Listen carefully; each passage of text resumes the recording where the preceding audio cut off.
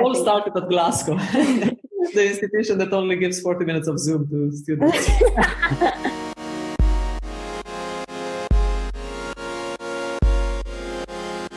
Hello everyone, and welcome back to another episode of Thoughts. My name is Ruaridh and Arianna.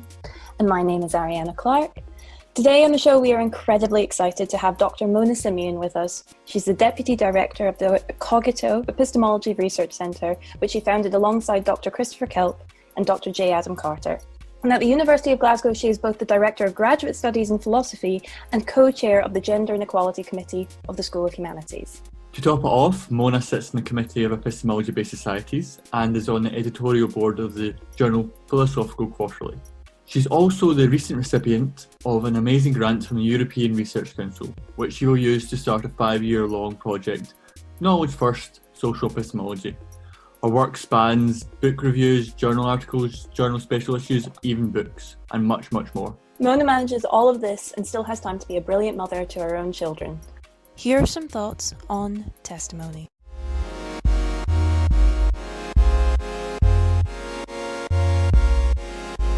Welcome to our show, Mona. Hi, happy to be here. It's nice to meet you.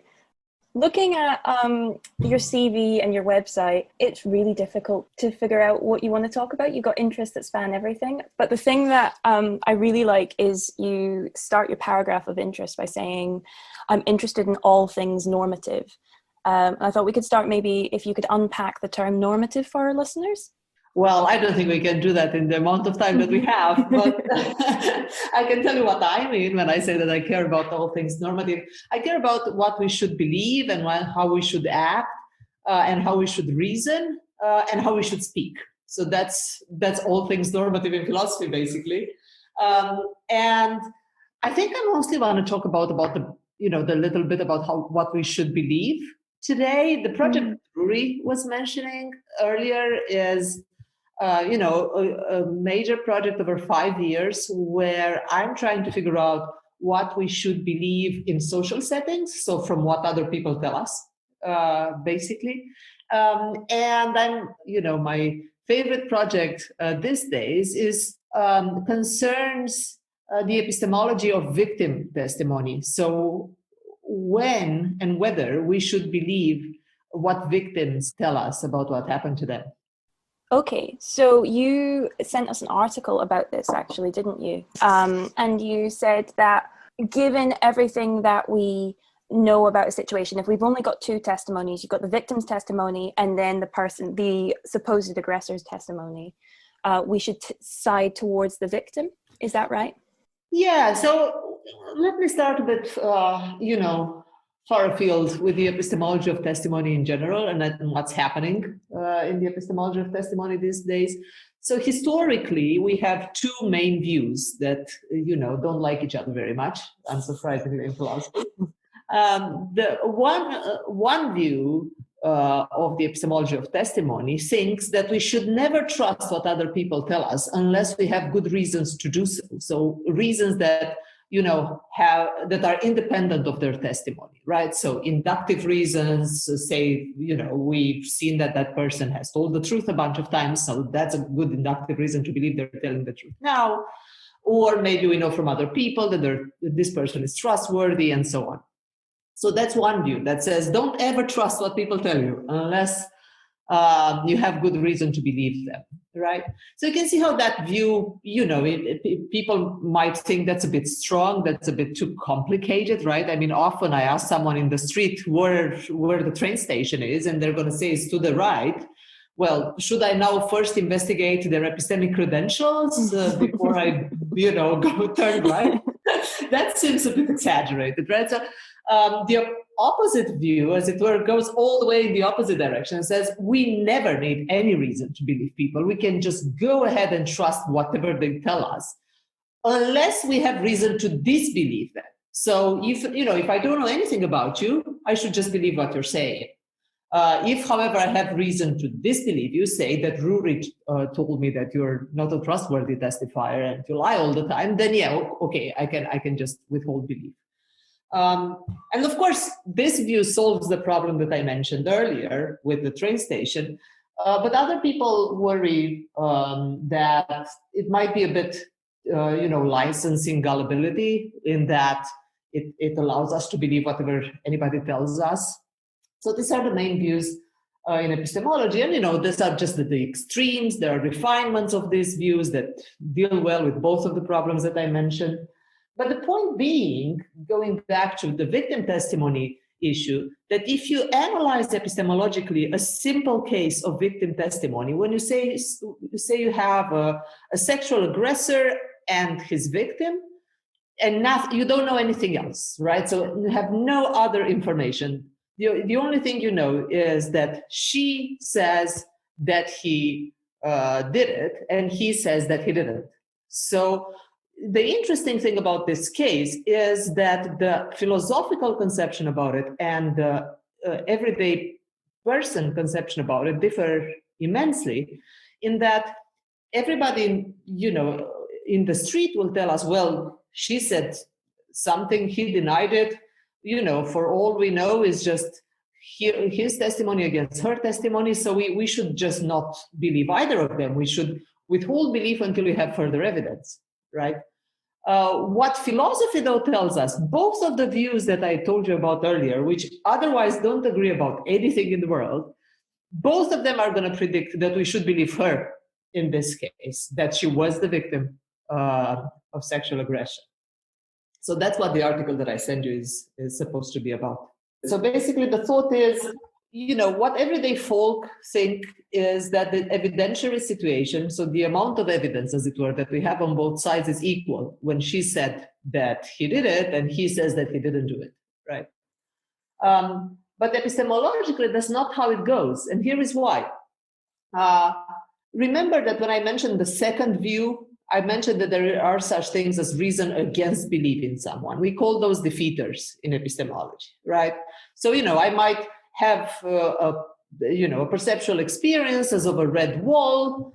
So now I have reason to believe that there's a red wall in front of me. But if you come and tell me, no, actually the wall is white, it's just that it's illuminated by a red light, then my reason to believe there's a red wall in front of me is defeated. I don't have reason to believe it anymore, right? It's defeated by your testimony. So what's happening in the case of victim testimony is that let's start with the alleged aggressor. So what's happening? Let's call the alleged aggressor George. Apologies to everybody who bears this name. So George tells us that he didn't do it. So what's happening in this case is we have his testimony, right? So that's reason to believe he didn't do it. But we also know that whether he did it or not, George is interested in saying that he didn't do it, right? That's the best thing for him to do, right? If he did it, of course, a lot hinges on it for him, right? So he should definitely claim that he didn't do it, because otherwise he's going to go to jail. If he didn't do it, of course, he's just telling the truth that he didn't do it. So again, he has reasons to say that he didn't do it.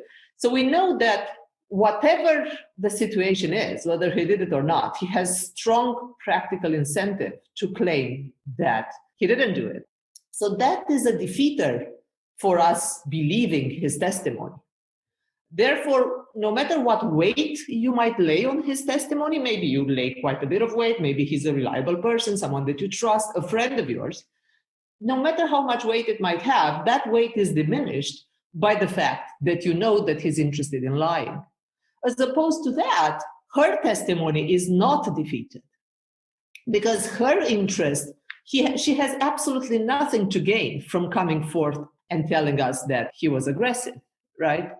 Unless we know that she does. So of course, it happens often in the public sphere that there are people coming forth with sexual allegations against politicians. And in this kind of cases, you might think there are defeaters on this side as well. We don't know that these people are not, paid by the opposition to come forth with these allegations.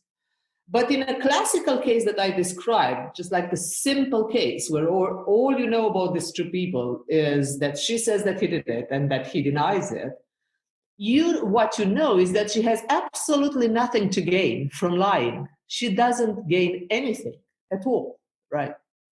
To the contrary, studies show that victims tend to lose from coming forth and making this kind of allegations, even if they are right, even if it happened. They stand to lose in terms of reputation. It's just not a very friendly world when it comes to victims of this kind of aggressions. And in general, the important bit is, whether they stand to lose or not, is that they definitely don't stand to gain anything, right? And you can see that that's the case from the fact that very many, an incredible percentage of victims of sexual aggressions do not report it. Because indeed, for them, it's just further trauma to go through the process of reporting it, of having people not believing them, go to trial and so on. So most people just prefer not to report it because of that. Right. So if that is the case, the evidentiary situation is such that we should always, the default position should always be believing her. That's roughly what I'm trying to argue in that article that I said. With the caveat that, well, not caveat, but if you know nothing about these people, this situation, you should side with the victims all the time. If it then later comes to light that you have a defeater like, she's lied about this before, it's a way that she navigates the world, or another defeater where he wasn't even in the country at that time, it must have been somebody else. Yeah, all of these that's right. features come into play. Yeah, that's exactly right. So I'm talking about, maybe the claim sounds more ambitious than it actually is. My claim is not that in all kinds of this kind of allegations, we should go ahead and believe her. There are going to be cases like the one of, like the political case that I discussed earlier, where we have defeaters for both testimony. But it's interesting to notice that for some weird reason, for us, both, philosophers and folk, we tend to think, when we think about these cases, the first case that comes to mind is the one that you are describing. Well, but what if she has something against him and she just wants to trash his reputation? But if you look at the statistics, it's interesting to see that studies consistently report a minuscule prevalence of false allegations of sexual assault, as a matter of fact. Only 5% turn out to be false. So that's a very small percentage. It's probably high, it's smaller than the percentage of people who would lie to you about where the train station is. So again, the reliability of victim testimony is shocking. It's extremely harmful after something like this happens to you when the entire world refuses to believe you. It's very harmful. It can be, more harmful than the episode itself, depending on the gravity of the episode. Mm-hmm. So that's why, people are more likely to lie, I suspect, about whether there's milk in the fridge than about this kind of matters, because just coming forth and testifying about this kind of matters can be very painful. So what usually members of the general public tell me when I talk to them about this is, well, sure, but you can't form beliefs so fast about things that are so important. I mean, we might destroy this guy's life if it turns out that it's wrong, right? I mean, if forming beliefs in a haste about someone's guilt can, send him to jail. Look, I believe that that's the case when it comes to the judge, because whether the guy goes to jail or not, depends on the judge. So the judge, no matter what the judge believes, I don't really care what he believes. The judge should definitely not reach a verdict unless they have more than just the testimonial evidence, because indeed a lot is at stake. So you should be close to certainty if you send a man to jail. I absolutely agree with that. But what I'm talking about in this article is about what we, the general public, should believe when someone comes forth with sexual assault allegations, not about what the judge should do. That's a completely different story, right? I think that's one thing I really did enjoy about the article. Like, it was showing how philosophy can be used on a day-to-day basis, like in how we should look at victims. A lot of times it's theoretical, as you say, but yeah, it should be a bit more real-life based sometimes. Okay, so what else would you like to talk about? Ruaridh's got a couple of questions on your mentoring programs and that sort of thing as well. Well, when I read your article, obviously it's got a lot of feminism vibes in it. And I wanted to give you some time to talk about your mentoring schemes within philosophy for women. I'm very excited about this program. I'm very excited that I was allowed to implement it at Glasgow, because you're going to be surprised to find out how much resistance you can encounter when you want to implement this kind of programs in in general in institutions in academia. For instance, in my former institution in Belgium, I tried to do that for 2 years in a row, and I had the support of this very large student feminist society. So the mentoring program still doesn't exist. We are talking about 2016 here that I was trying to do that.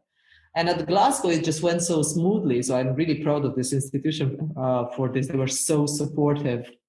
So the mentoring program is meant to address, the bad numbers in philosophy, basically. So here are the numbers in philosophy. We start off like a normal discipline.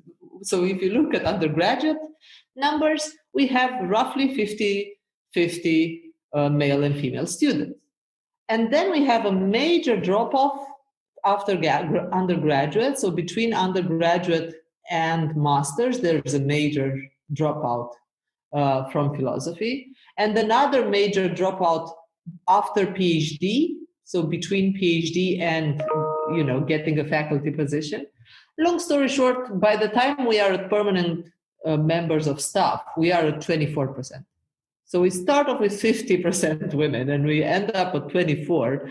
And the point of this program is basically to kind of counteract the unfriendly atmosphere in academia in general and academic philosophy in particular that women have to face. So if you come, I've heard this a lot from my students, if you come to Glasgow, for instance, and all of your subjects are taught by men, and all of the philosophers discussed, or the vast majority thereof, are men, you just have trouble, seeing yourself in that profession. That's a well-known phenomenon. It's not. I'm not a psychologist. I haven't discovered this phenomenon. The role models are very important, right? So, given that male students have an advantage, it is very likely that the situation will be perpetuated, right? The situation is just, it's a vicious circle. So the mentoring program is just supposed to break this vicious circle. So it's supposed to give women a tiny bit of advantage to try to make up, and that's ambitious, of course, and optimistic, but to at least try to make up for this disadvantage that they have in virtue of the kind of sexist traditional environment in philosophy. And the way we do that is by offering them support in whatever they need to stay. So whatever it might be, it can be that the mentor just reads your papers. So you just have an extra reader on your paper that gives you feedback. That's nice. You're probably going to get a higher mark just because you have more comments, right? So that's one way in which you can get a wee advantage. Or your mentor can say that you're a PhD student and you're applying for jobs. Your mentor can read your application materials and give you advice about the job market and your CV, the kind of stuff, of course, that you get anyway from your PhD supervisor, and so do male students. But having yet another person help you is a small advantage, right? And another aspect to it is just psychological support, and it's been so important during this COVID times. The psychological support part of it, my colleagues tell me, was the most popular part of it. So the mentoring program exploded during the pandemic. People just wanted to have someone to talk to because they were disoriented. They didn't know what to do with their lives, with their studies. It was extremely popular. Somehow word spread very fast about how good this is. And now we have more than 50 people in this mentoring program, starting with, from undergraduate students to basically postdoctoral fellows. That's really good to hear that it's taking off so well straight away. Yeah, I wish I'd had it when I was an undergrad. That's fabulous. I hope it keeps going and that philosophy in 10 years is a lot better than it is now. It all started at Glasgow, the institution that only gives 40 minutes of Zoom to students. Notable for its egalitarian tendencies. All right, I need to run. Yep, I think we've got loads and loads, and it'll be great. Thank you so much. This was super cool. This is such an amazing project.